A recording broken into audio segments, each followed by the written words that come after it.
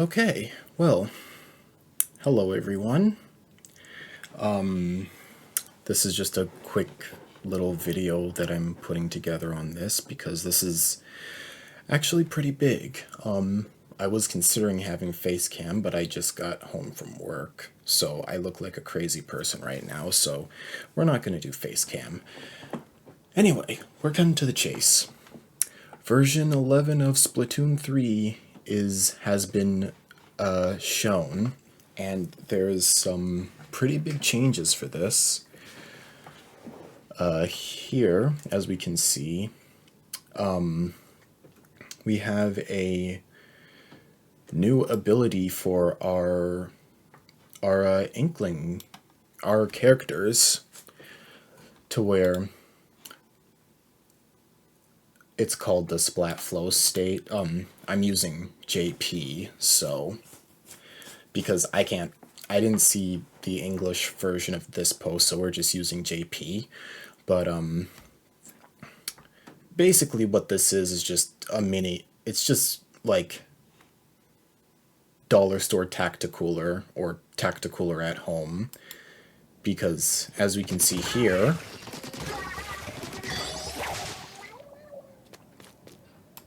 so we get a bit of ink splatter after we splat a certain amount of people consecutively, and it boosts a few abilities. Like, I believe it boosts run speed, swim speed, intensify action, and ink res. Ink res, I believe, is what it does, as well as that. And then if we go here, we can see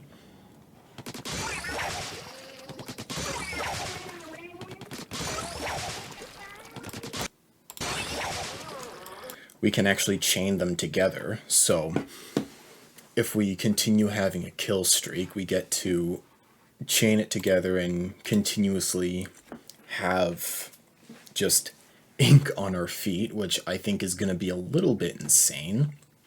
I feel like with this ability specifically, it's really just going to benefit blasters the most out of every class in the game.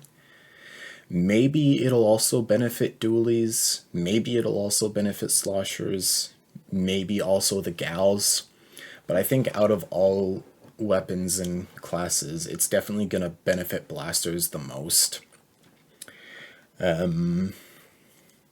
But it really is just going to come down to just how easy it is to get this flow state, this flow aura, as it's called in English. But yeah, it's really just going to come down to how easily it is to get this state, and how much it'll affect the stats. I think this is pretty cool. I think it's a good way to reward good players. I just worry that it might make certain battles one-sided even more so than they are now. But we'll have to wait and see how it feels when it comes out. Next, we have health bars in the game now. So as we can see here, the health bar, we have a health bar that appears once we do damage to an opponent. And this doesn't show up the whole time, it only shows up when they're hit, only for a few seconds after they're hit.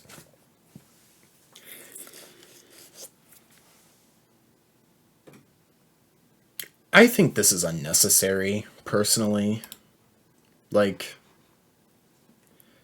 it's cool, but ultimately it's unnecessary. This feels like a thing that really only hyper casual players that play the game once every 3 months are gonna need. But I mean, it's there, so it's cool. I don't really have too much to say on it. I will say though, I hope this isn't in Salmon Run. I was concerned I was concerned that this was going to be too much visual clutter in PvP. If it's in Salmon Run, holy shoot, I'm not going to want to play that mode anymore. Even more so than I don't want to play it now. But it might not be that bad. We'll just have to wait and see once it comes out. Now, we have another very interesting change here.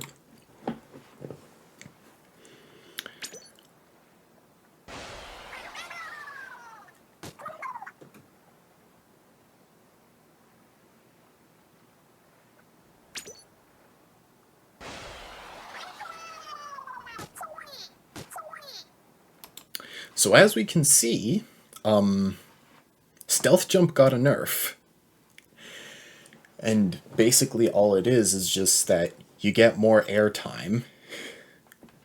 Which is kind of funny because if I remember correctly, this is exactly something that Chara suggested they do. And they did it. I can't fault them for this. This is good. I can't fault this. I agreed with it when Chara suggested it, and lo and behold, Nintendo actually did it. So, good job, Nintendo. Now we get into the actual balance changes of weapons.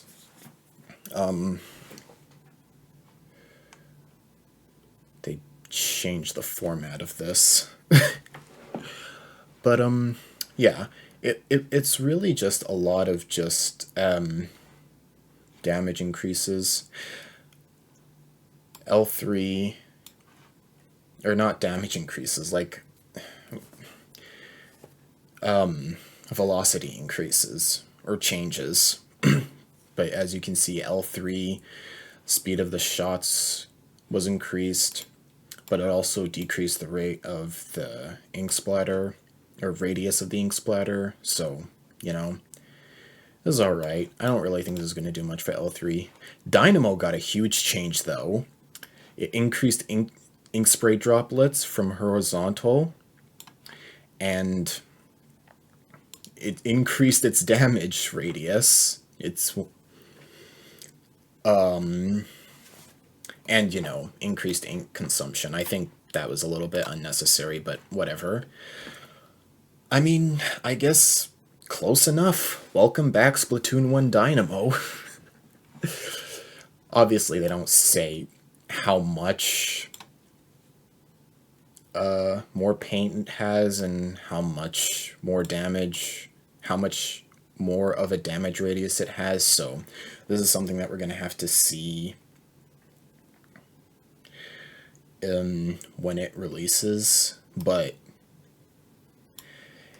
if they actually gave us back Splatoon 1 Dynamo,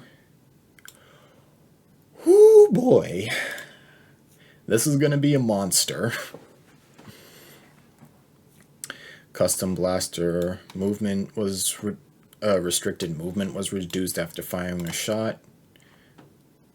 That's cool. I don't think this will do much for the weapon, but it'll at least be able to contend with S-Blast a little bit. Nosm H3 got a damage increase. The rollers, the V rollers got whiting frame decrease, so it can recover ink faster. The heavy splatlings also got an increase paint output. So that's cool. And then Dark Tetra, or the Tetras got a buff. The shot speed is increased. So maybe Tetra will actually be able to kill things now. I do think they still need to decrease the end lag from dodge rolls by a few frames if this weapon's gonna be able to keep up with everything, but I mean, hey, a win's a win. I'll take it. And then the Brellas, the regular Brellas got less, oh yeah, they got less ink consumption, so they'll be able to fire more shots. Always good to have. S-Blast got a nerf. I mean, that's fine, I guess. I don't really think this is going to do much to change the weapon spot, but it's something. Reef Slider, once again, getting the most stupid changes ever. Explosion radius increased for the for the one shot. They increased the height of the explosion, and they also decreased the inked radius and the distance of the charge.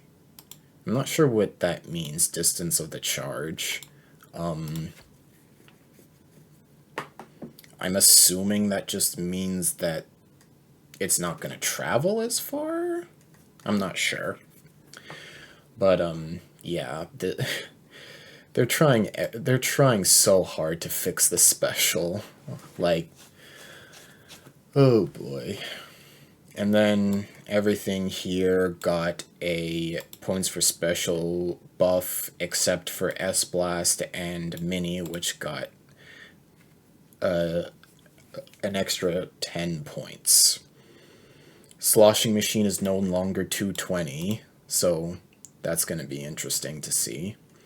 Tri-Slosh sure being 200 again is going to be interesting. I'm not sure how I feel about this, but we'll have to see. And then new Squiffer is 190. That's good. That's good. Yeah, I mean, overall, it's a decent patch. Will this get me back into the game?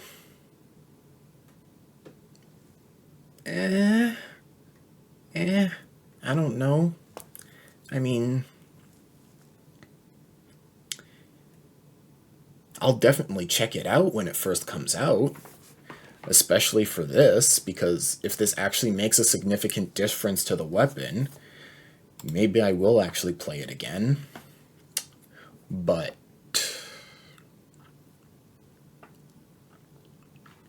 I don't know. We'll see. We'll see. I think I need to play it first before I decide if this is going to be enough to get me back into the game or not. But, yeah, that's